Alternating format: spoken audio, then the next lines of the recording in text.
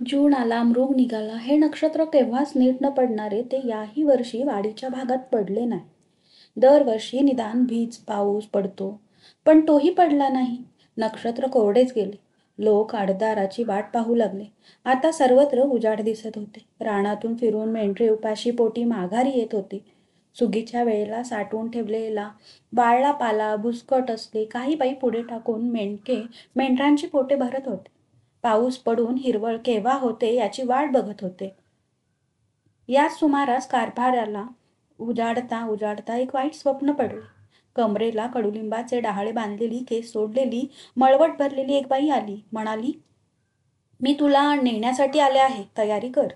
म्हाताऱ्याने भिवून विचारले, कोणीकडे? बाई म्हणाली, देवाच्या घरी. तयारी कर, उद्या जायचं. आणि कारभारी दचकून उठला. घामाघूम होऊन अंधारातच अंथरुणावर बराच वेळ बसून राहिला. भल्या सकाळी मी अजून जागा होतो आहे नाही तोवर माझ्याकडे आला. अंथरुणाच्या कोपऱ्यावर बसून माझ्या पायाला हात लावून त्याने नमस्कार केला. मला काही कळेना. कारभारी म्हणाला, शेवटचा रामराम, मी चाललो. मी आल्यापासून या म्हाताऱ्याने गाव सोडल्याचे मला माहीत नव्हते. कुणीकडे चालला? येणार कधी? म्हातारा म्हणाला, चाललो आता, माघारी येणं नाही. म्हणजे उद्या सकाळपातूर मी मरणार. ही काही थट्टा नव्हती. म्हातारा खरोखरच गंभीरपणे बोलत होता. मी हसून चेष्टा केली तेव्हा त्याने पडलेले स्वप्न सांगितले. मी म्हणालो, वेडे की काय तुम्ही कारभारी? स्वप्न कधी खरी होतात का? कारभारी म्हणाला, होतात लेकरा, माझी झाल्यात. छे, उगाच काहीतरी डोक्यात घेतलंय तुम्ही, पोराटोरासारखं. कळत्या माणसानं असं केल्यावर कसं व्हायचं? म्हातारा वरचेवर निर्वानिर्वीच्या गोष्टी करत होता, पण मी त्याचं काहीच मनावर घेतलं नाही. शेवटी मी माझं सगळं अंजीला देणार आहे. तिला शेकोबाच्या हवाली करतो. तो तिला सांभाळील, तिचं लगीन करील.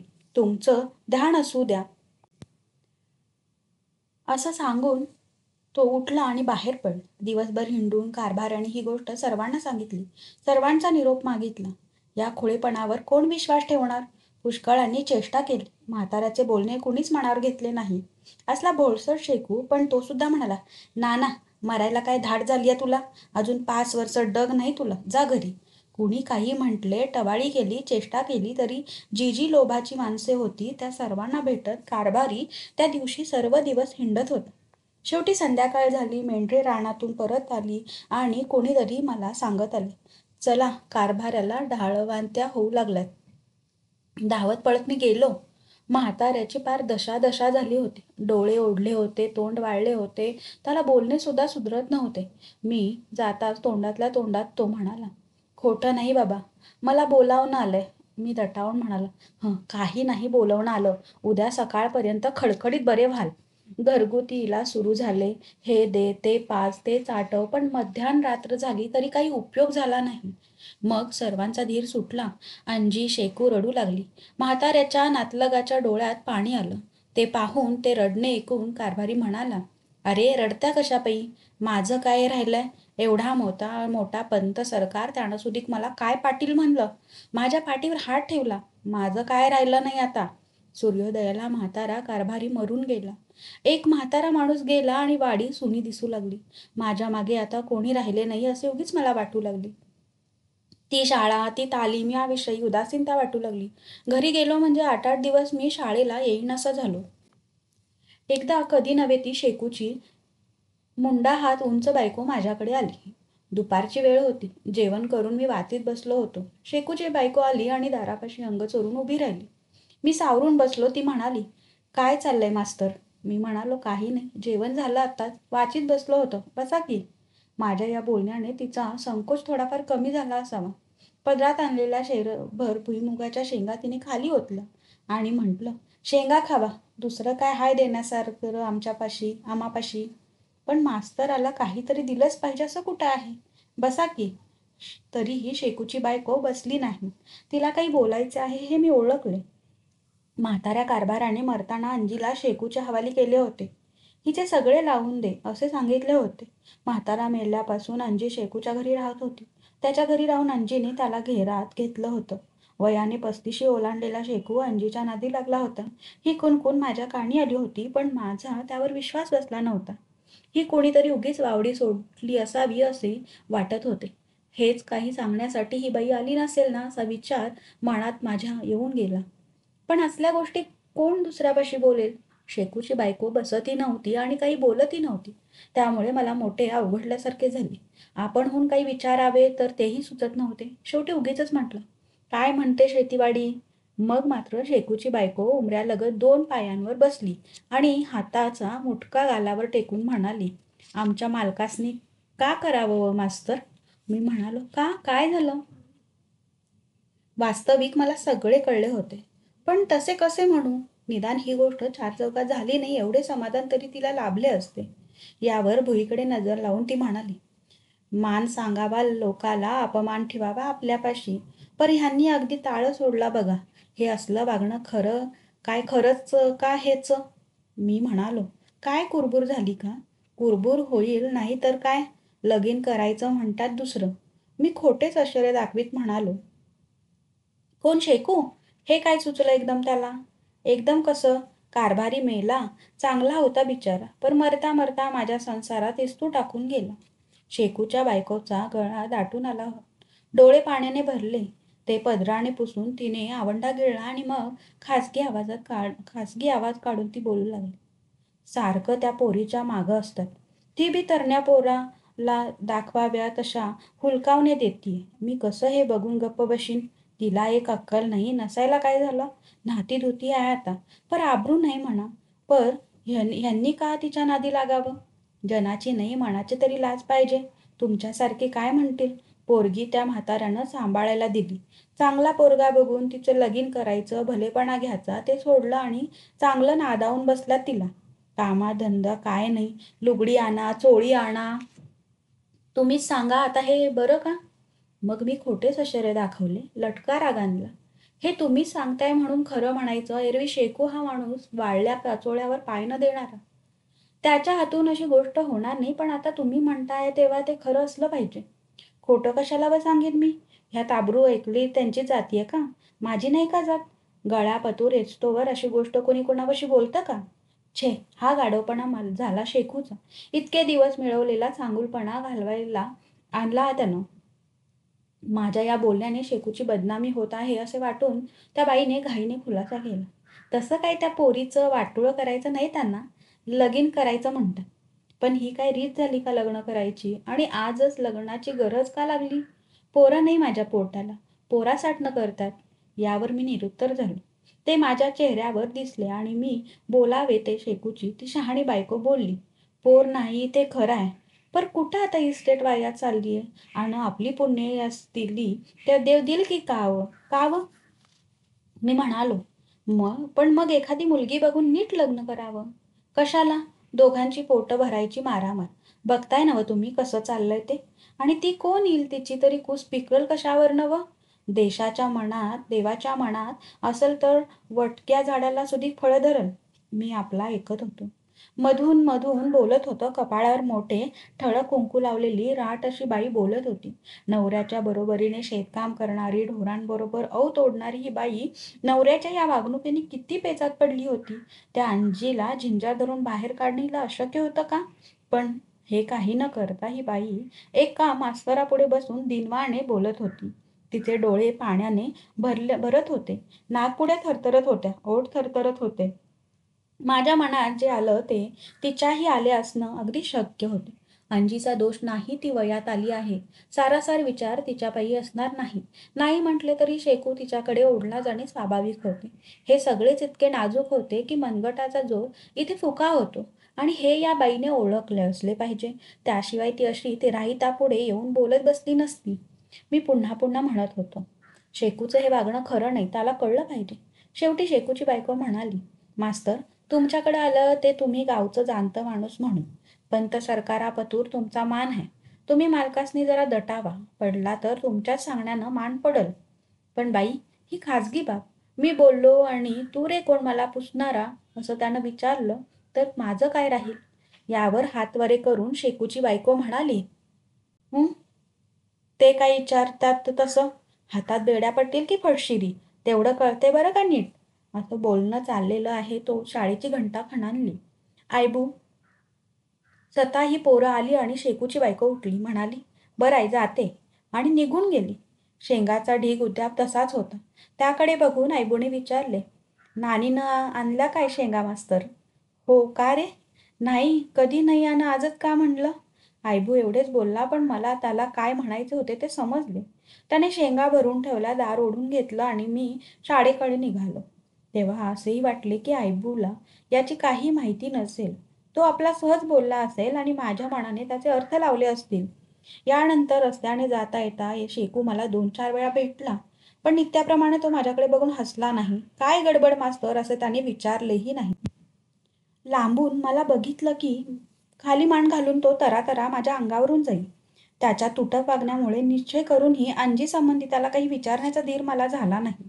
अंजी शेकूच्या संबंधाविषयी गावातली कुणकुण अधिक वाढली होती. रोज ती दोघं मिळून शेरडामागं जातात. वाटेनं जाताना सुद्धा अंजी शेकूच्या अंगचटी येते, असे लोक बोलत. आज त्या दोघांना दूरवरच्या ओढ्याकाठी असलेल्या निरगुंडीच्या ताटाव्यात बघितले. उद्या माऊल्या आईच्या देवळात जाऊन त्या दोघांनी शपथा घेतल्या. अंजीने देवीच्या काचोळीची शपथ घेऊन शेकूला दगा न देण्याबद्दल शपथ घेतली. परवा शेकूने शेरडे विकून अंजीसाठी तोडे करायला टाकले. अशा अनेक गोष्टी कळत. शेकूचे हे प्रकरण म्हणजे तरण्या पोराच्या चेष्टेचा विषय झाला होता. जाणत्या माणसांच्या तिरस्काराची गोष्ट झाली होती. मग एके दिवशी शेकूचे आणि त्याच्या बायकोचे कडाक्याचे भांडण झाले. काय झाले कळलं नाही, कारण ती दोघे रात्रीची आपल्या घरातच भांडली आणि सकाळी बायको गावातल्या गावातच वेगळी राहू लागली. धुळा धनगराच्या घराशेजारचा गोटा मोकळा होता. त्यात चूल करून ती राहू लागली. शेतीवाडीकडे काही ध्यान न देता रोजगार करून मोलमजुरी करून पोट भरू लागली. तिने शेकूचे नावच सोडले. अंजी आणि शेकू एकत्र राहू लागली. लगीन करायचे म्हणून शेकू जुळवाजुळव करू लागला. शेरडे करडे मोडून त्याने रोख पैसे जमा केले. धान्य-धुन्य जमा केले. शेकूचे रान गावापासून थोडे लांबच होते. याच्या रानापलीकडे असलेला मळा वाडी ज्या गावाखाली होती त्या एडशी गावचा होता. या मळ्यात खतासाठी मेंढरे बसू लागले. मळ्याच्या मालकाने कोणी परगावचे मेंढक बोलावले होते. रात्रभर ते दोघे तिघे जवान धनगर ओव्यागात शेकटा घेत त्या रानात बसत. त्यांनी तालात गायलेल्या ओव्यांचे सूर आपल्या रानातून अंजी ऐके. एकदा रख्ख दुपारचा त्यांच्यापैकी एक मेंढका सामायिक बांधावरच्या बाभळीवर चढला आणि बाभळ चावळू लागला. त्याची मेंढरी खाली जमा झाली आणि काटे चुकवून बाभळीची पाने लबू खाऊ लागली. हिरवट पांढऱ्या बाभळीच्या शेंगा वेचू लागली. तेव्हा सपाट्याने अंजी पुढे आली आणि खाली उभी राहून बाभळीवर चढलेल्या त्या गड्याकडे बघून म्हणाली, ए, कोण बाभळ चावळतंय ते?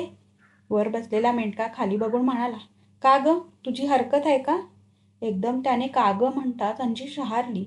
तोच टपा बाभळीची पिवळी फुले तिच्या अंगावर पडली आणि मागोमाग मेंढक्याने खाली उडी घेतली. रंगाने काळाभोर असा तो जवान नाकेला मेंढका अंजीच्या पुढ्यात तोळ्याने उभा राहिला.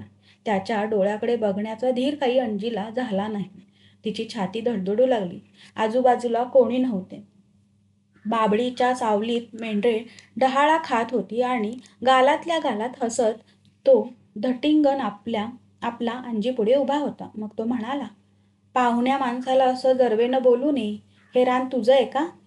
खाली बघतच अंजी ठसक्याने म्हणाली, माझं रान असल्या बगार बोलतीये का? मेंढका म्हणाला, भरात आलेली बाभळ बघून सवळावी वाटली आणि त्याने धिट्टाईने चक्क अंजीचा हात धरला. अंजी ओरडली नाही, किंचाळली नाही. तिने जराशी धडपड केली, पण मेंढक्याच्या घट्ट पकडीतून तिचा हात सुटला नाही. मग त्याच्या डोळ्याकडे बघत काकुळतीने येऊन अंजी म्हणाली, बांगडी वाढली माझी, सोड की हात. नाही सोडत, काय करशील? बराच की दांडगावा आहे तुझा, सोड हात. तरीही मेंढका आपला हसतच राहिला.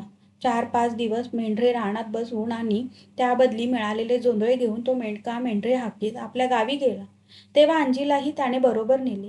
तीही गेली. शेकूला तिने सांगितले नाही, सावरले नाही. काचोळीची शपथ मोडून अंजीने शेकू सोडून दुसऱ्या दालला बघितली.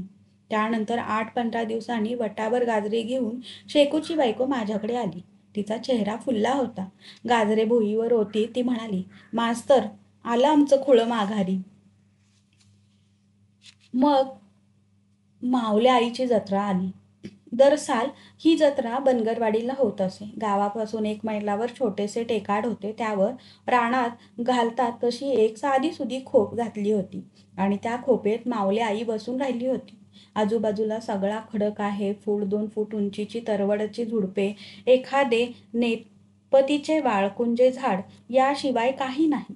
धनगरांच्या नावाला पावणारी ही देवी होती. इतके दिवस ती खोपीत राहिली. लहानसे देऊळ का गावकऱ्यांनी बांधले नाही तसा प्रयत्न झाला होता, पण देवी पुजाऱ्यांच्या स्वप्नात आली आणि म्हणाली, देऊळ बांधू नका, मी आहे तीच आनंदात आहे.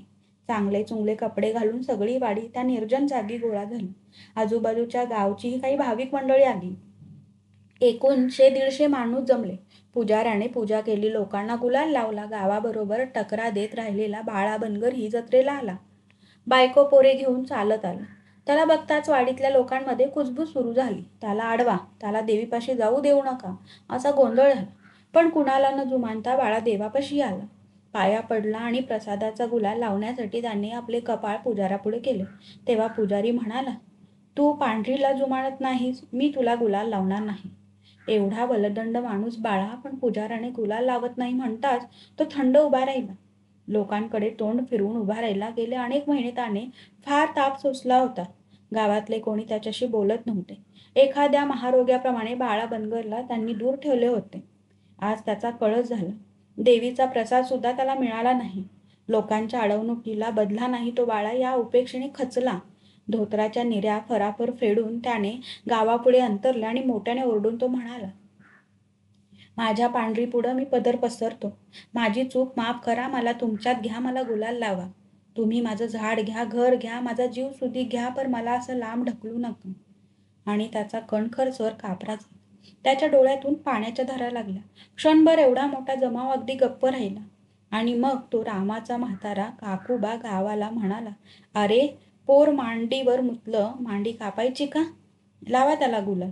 लोकांची कुजबूज झाली. सगळेजण लावा म्हणाले. मग पुजारी उठून गावापुढे पदर पसरून उभ्या राहिलेल्या बाळाच्या कपाळाला गुलाल चोळून म्हणाला, मावलाईचं चांग भलं. मग लोकांनी चांग भलं गाजवलं. गुलाल उधळला, मोठीने उधळला. रताळी गाजरे उधळली. तो प्रसाद शोधण्यासाठी झुंडीच्या झुंडी खाली वाकल्या. रेटारेटी ओरड झाली. वरलाने डफडे वाजवले, पिंपण्या फुंकल्या आणि दरवर्षीप्रमाणे धुळा बनगराच्या अंगात आली. हा हू करून तो घुमू लागला. शरीराला आळोखे पिळोखे देऊ लागला. वरलांनी डफड्याची घाई घेतली. तो धुळा जास्तीत जास्त नाचू लागला. त्याने अंगावरचे घोंगडे टाकून दिले, डोईचा फटका टाकून दिला. उघडा बंब असा धुळा धनगर उभा राहिला आणि घुमू लागला. पुजाऱ्याने त्याच्या कपाळावर गुलाल फासला. काळ्याभोर कपाळावर तांबडा भडक गुलाल फासला. तो ओघळत नाकावर उतरला आणि तसा धुळा धनगर नाचू लागला. आई आली, आई आली असे म्हणून धनगर त्याच्याभोवती गोळा झाली. मग शेकुने विचारले, आई, औंदा पाऊस पाणी नाही, काय चुकी झाली? आई घुमत म्हणाली, पाप फार झालं. लबाडपणा बोकाळलेला रे, त्यानं पाऊस गेला. पर आई, पाऊस गेला तर मेंढराने खावं काय? आम्ही जगावं कसं? डोळे मिटल्याच आई बोलली, माझी जत्रा नीट करा, मला निवद नारळ नीट करा, सगळं चांगलं होईल. पाऊस पडल? हा पडल. पर आई कवा? मिरग निघाला, सगळ्या जगात पाणी पडलं आणि वाडीवर काळा ढग सुद्धा उठला नाही. अरे तुम्हाला धडा मिळावा म्हणून असं झालं. पर आता पाऊस पडल, मोरकी नक्कीत्र पडत्या. शेकूने थोबाडीत मारून घेतला.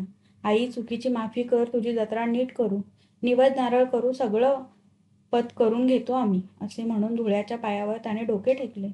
आणि मग अंगातले जाऊन धुळा गप्प पडला. मग लोकांनी जत्रा केली. दर सालाप्रमाणे देवीपुढे बकरे मारले. आईबूने सुरी फिरवली. शेकूने देवीला रक्त वाहिले. पुढे प्रसाद ठेवला आणि मग चिराचिर चालू झाली. अवतीभोवती लोक जमले. पोरे टोरे गर्दी करून बघू लागली. तेव्हा आईबूने सर्वांना दटावून सांगितले, जावा आता घरी, भाकरी घेऊन जेवायला या. आपल्या घरच्या भाकरी घेऊन जेवायला इथे या. हो, कालवण इथे मिळेल. बनगर वाडी मेंढरे देईल. जोंधळे कुठले आणावे? हळूहळू लोक निघून गेले. काही शेलकी मंडळी राहिली. त्यांनी चर खांदून जाळ केला. त्यावर हंडा ठेवला. 2-3 बकऱ्यांचे मांस हंड्यातून शिजू लागले. त्याचा घमघमाट सुटला. चांदणे पडले. मशाली पेटल्या. पितळ्या, तांबे आणि भाकरी घेऊन धनगर आले. पंक्ती बसल्या. टेकन लावून ठेवलेल्या पितळ्यातून उन्हून आणि तिखट तिखट जाळ कालवण वाढले गेले. चांग भला असा जयघोष झाला. लोक कालवण भाकरीवर तुटून पडले. फुरफुर भुरके मारू लागले. त्या तिखट कालवणाने त्यांची तोंडे भाजली आणि नाकांना पाणी आलं. मावल्याईने अभय दिले, पण नक्षत्रामागून नक्षत्र गेली आणि बनगरवाडीवर पाण्याचा टिपूस पडला नाही. तापलेल्या जमिनी निवल्या नाहीत. झाडे झुडपे वाळून झाली. भुकेल्या मेंढरांनी चंगळ वेचले. कुफाटा फार झाला. चक्रीवादळे होऊ लागली. विहिरींचे पाणी आटले. वाडीचा हेळ आटला. चिखलाने गढुळलेले पाणी नरोट्याने खरवडून सुद्धा घागर भरेनाशी झाली. सकाळ दुपार लोक पाण्यासाठी हेळावर गर्दी करू लागले. संध्याकाळच्या सुमाराला चिमणीला प्यायला सुद्धा पाणी उरेनासे झाले. रात्रभर झिरपून सकाळी थोडे पाणी होई ते भरण्यासाठी भल्या पहाटे उठून बायका जाऊ लागल्या. कावळे जागे होण्याआधी माणसे जागी होऊन पाण्यापायी भांडू लागली. जनावरे रोडात त्यांच्या भकाळ्या दिसू लागल्या आणि अंगावर अस्वलासारखे केस वाढून ती मळकट दिसू लागली. लोकर कातरल्यामुळे अगोदरच भोंडी झालेली मेंढरे अगदी बारीक झाली. त्यांची चरबी पार वाळून गेली. छपरे जुने कुचके काठ उपसून लोक जनावरांपुढे टाकू लागले. पाण्यापायी मेंढरे लांब लांब न्यावी लागू लागली. चिमण्या कावळे होले दिसेनासे झाले. भुकेने वखवकलेले रानातले उंदीर गावात आले आणि त्यांनी धुमाकूळ घातला. धनगरांच्या घोंगड्या त्यांनी कातरल्या. पिठाच्या वासाने सुपे कातरली, दुरड्या कातरल्या. लोकांच्या तोंडावरची कळा नाहीशी झाली. त्यांच्या डोळ्यात भूक दिसू लागली. घरातले धान्याचे साठे रोडावत तसे रुपया 2 रुपये देऊन ते बाजार गाठू लागले. मोठ्या मिन्नतवारीने मिळवलेले महागडे धान्य घेऊन येऊ लागले. हातावरची पोटं होती ते लोक उपास-तापास काढू लागले. रामोशांची फार हलाखी झाली. 2-2 दिवस त्यांच्या घरात चूल पेटेनाशी झाली. तालमीत येणारी पोरं धान्याच्या शोधासाठी दूर-दूर जाऊ लागली. शाळेत येणारी पोरं अन्न मिळवण्यासाठी जवळपासच्या खेड्याच्या वाऱ्या करू लागली. तालीम ओस पडली, शाळा ओस पडली, अन्न मिळवण्यासाठी सगळे धडपडू लागले. सगळा जिल्हाच दुष्काळाच्या तडाख्यात सापडला. मानदेशाच्या 5वीला पुजलेला दुष्काळ आला. लोक हवालदिल झाले. रामा बनगराचा चेहरा काळवंडून गेला. रोज शाळेत होणारी त्याची खेप चुकू लागली. 4-2 रोज सुणके जाऊ लागले. आल्यावरही दुष्काळाशिवाय दुसरा विषय त्याच्या बोलण्यात येईनासा झाला. त्याची अशी कथा सांगतात मास्तर. राम लक्ष्मण देव करत आपलं हिंडू लागलं. हिंडता हिंडता आपल्या भागामध्ये आलं. रामघाटाच्या वर दुपार झाली म्हणून भाऊ सावली बघून जेवाय बसला आणि पाऊस आला. जोरकस आला. अन्नात पाणी पडू लागलं. राम रागवला आणि एक बाण मारून त्यानं पावसाला पार बालेघाटात पिटाळलं. तवा धरणं जो ह्या मानदेशात पाऊस नाही तो आजपतूर नाही बघा तुम्ही. रामघाटाला पाऊस पडतो आणि आपल्या टकुऱ्यावरनं काळं ढग नुसतं जात्यात आणि पुन्हा पडतात ते बालेघाटात. ही गोष्ट खरी होती. मधली पट्टी पावसाच्या कृपादृष्टीतून नेमकी सुटत होती. खाण्याची आभाळ झाल्यामुळे मेंढरे रोडावली आणि अशक्त झालेल्या त्यांच्या शरीरांना नाना रोग झडपू लागले. देवीची साथ आली आणि मेंढरांच्या तोंडावर देवी उठल्या. ताप भरून ती जागची उठेनाशी झाली. करून डोळ्यांनी इकडे तिकडे बघत उगीच बसून राहू लागली. काहींना आडा भरला आणि त्यांची डोकी फिरली. वेड लागलेली ती मेंढरे स्वतःच्या अंगाभोवती फिरू लागली आणि अशी फिरून फिरून जमिनीवर आपटू लागली, मरू लागली. काहींचे पाय लुळे पडले आणि ते ओढे ती चालू लागली. लोक म्हणू लागले, मेंढराला वल्ल्याने वल्लगाडले. तांबडा वल्ला त्यांच्या पाठीवर बसला आणि उडताना त्याने पंख मारली. त्यामुळे जखमी मेंढरू कमरेपासून लुळे पडले. काहींना नाकाड्या झाल्या, नाके वाहू लागली. त्यावर कावळे टोचा मारू लागले. गोलोलीने कावळे मारून धनगरदेव अडग्यावर टांगू लागले. काहींना लाळ पडली आणि त्यांचे पाय कुजू लागले. मेंढरे लंगडू लागली. कशाला तोंड लाविनाशी झाली. या सगळ्या रोगात मेंढरू म्हणावे इतके दगावले नाही, पण काही खांडात डरंगळण्याचा रोग शिरला आणि मेंढरे पटापट मरू लागली. हा रोग बिरा धनगराच्या खांडात शिरला. एकाएकी बसल्या जागी मेंढरांना पातळ जुलाब होऊ लागले. वाडग्यात राड होऊ लागली. त्या राडेने मेंढरांची अंगे भरली. माशा घोंगावू लागल्या आणि धडाधड मेंढरे मरू लागली. रोज सकाळी 5-6 मुडदे पडू लागले. बिचारा तो पोरगा स्वतः रोज ते मुडदे ओढून गावाबाहेर टाकू लागला. कातड्याची किंमत फार उतरली. आसपासच्या गावचे वरल येऊन 4-6 आण्यातला एक अशी कातडी खरेदी करून नेऊ लागले. मेली मेंढरे सुरुवातीला महारापोरांनी नेली. पण मग त्यांना सुद्धा कीक आला. कातडी सोडलेले मेंढरांचे मुडदे तसेच रानात पडू लागले. गिधाडे नाही तिथून गोळा होऊ लागली. गावातली कुत्री सुरुवातीला त्या पाखरांच्या अंगावर धावली. पण पुढे पाखरे आणि कुत्री एका जागी मांस खाऊ लागली. वाडी शेजारच्या वडावर गिधाडांनी छावणी टाकली. अवजड अंगाची ती पाखरे दिवसभर मेंढरे खाऊन संध्याकाळी त्या वाड्याच्या फांद्यात शीट टाकून पांढरी शुभ्र करू लागली. 7-8 दिवसाच्या आत बिरा धनगराचे 200 मेंढराचे खांड पार नाहीसे झाले. बिराने नशिबाला दोष दिला. देवाला नवस केले, त्याच्या जीवाची उलघाल झाली. लाडकी मेंढरे मरताना बघून स्वतः रडू ओरडू लागला. पण व्हायचे ते घडले. बिरा धनगराची काठी बसली. त्याचे सगळे खांड नाहीसे झाले. माणसे उपास तापास काढू लागली. शक्य होते तोवर त्यांनी विकत आणून वैरणी गुरांपुढे टाकला. तोंडचा घास काढून वळणा कोंडा त्यांना चारला. पण मग निभेना. भुकेमुळे पेकाळून दावणीशी गप्प बसलेल्या गुरांचे करुण डोळे त्यांना बघवेनात.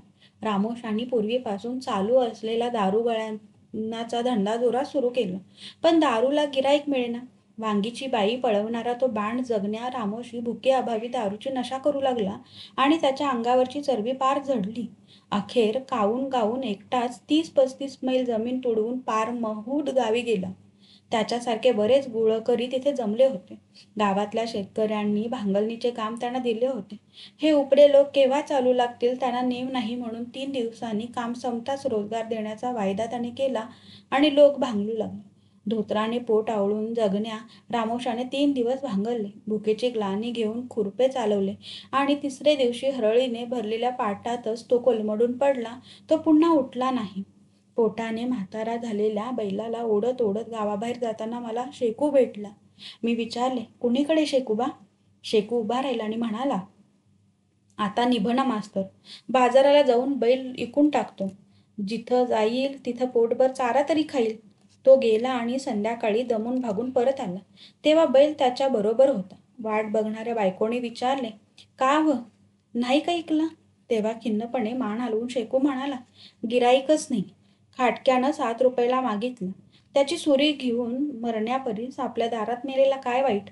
मेंढरे मोडून त्यांचे धान्य आणण्यासाठी लोक लांब लांबच्या बाजारात जाऊ लागले. 4-4 मेंढरे देऊन पायली 4 पायली जोंधळे येऊ लागले. त्या जोंधळ्याच्या कण्या घशाखाली उतरेनात. जे सुरुवातीला गेले त्यांची मेंढरी विकली गेली, पण पुन्हा मागून जे गेले ते हात हलवीत परत आले. कुठल्याही बाजारात जनावरांना गिराईक राहिले नाही.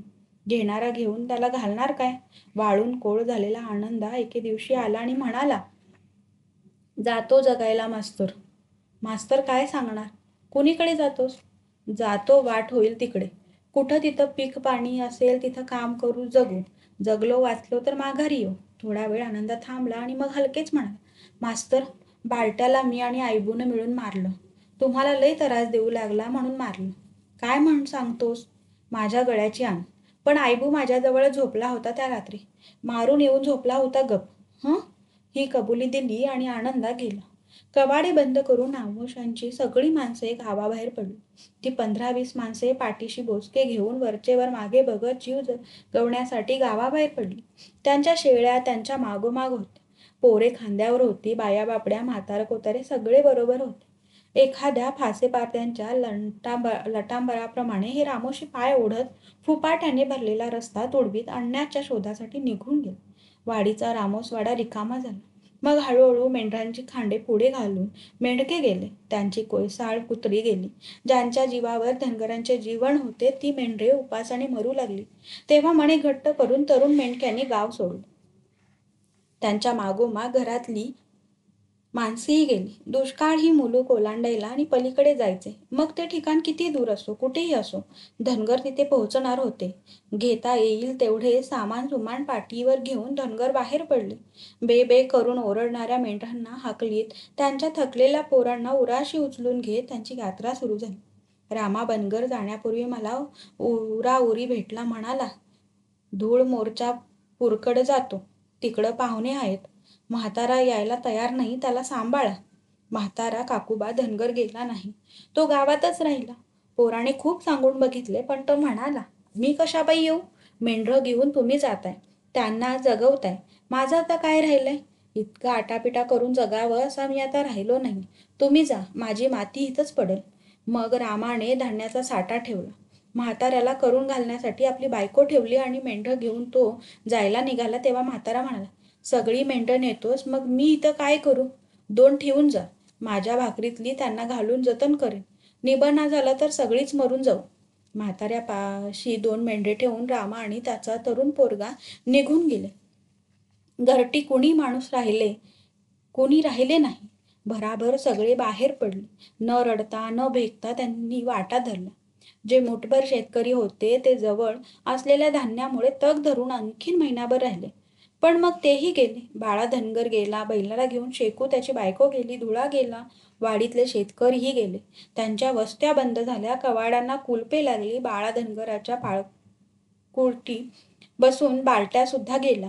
जाता जाता शाळेपाशी येताच तो ओरडून म्हणाला, मास्तर, मी चाललो, पर जगून माघारी येईन आणि तुझं बघीन. अरे मला पक्क माहीत आहे तू माझं हातपाय मोडलं. सकाळ संध्याकाळ हजारोंनी बाहेर पडणारी आणि पुन्हा वाडीत परत येणारी मेंढरे, तरुण मेंढके गेले आणि वाडी भकास झाली. परत येणाऱ्या लेकूरवाळ्या मेंढ्यांचा आवाज ऐकू येईनासा झाला आणि वाडी मुकी झाली. झोपड्यांतून धूर निघेना, शाळेपुढे सभा भरेना, लेंड्यांचा मुतांचा उग्र वास येईना आणि वाडी निर्जीव झाली. हलती बोलती होती ती स्तब्ध गप्प झाली. एक वेळ पाणी पडले नाही, एक वेळ पावसाळा दिसला नाही आणि वाडी खलास झाली. तो रामा बनगर, तो शेकू, तो आनंदा, बालट्या आणि बाळ्या सगळे नाहीसे झाले. बरे वाईट सगळे गेले.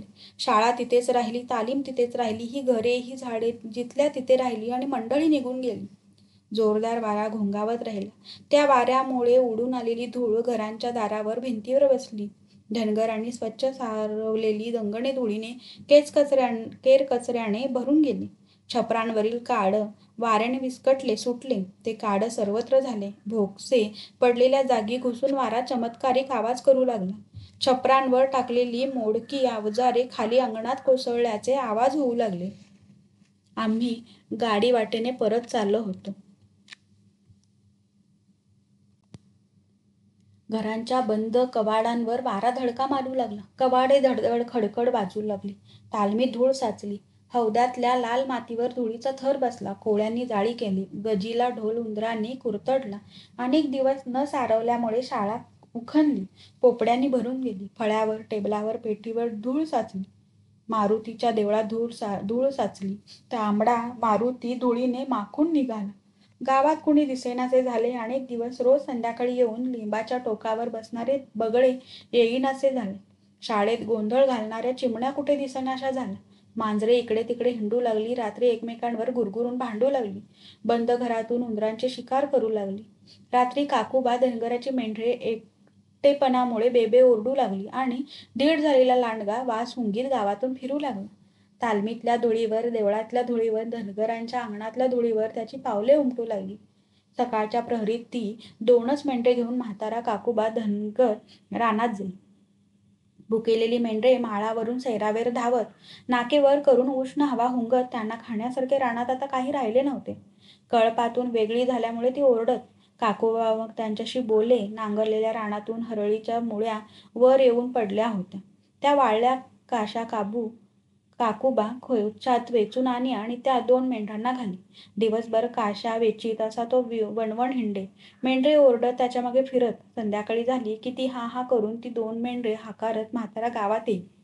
रामाची मागे राहिलेली बायकोही सकाळच्या प्रहरी डोक्यावर मोकळी पाटी आणि कासोट्यापाशी खुरपे होऊन बाहेर जाई.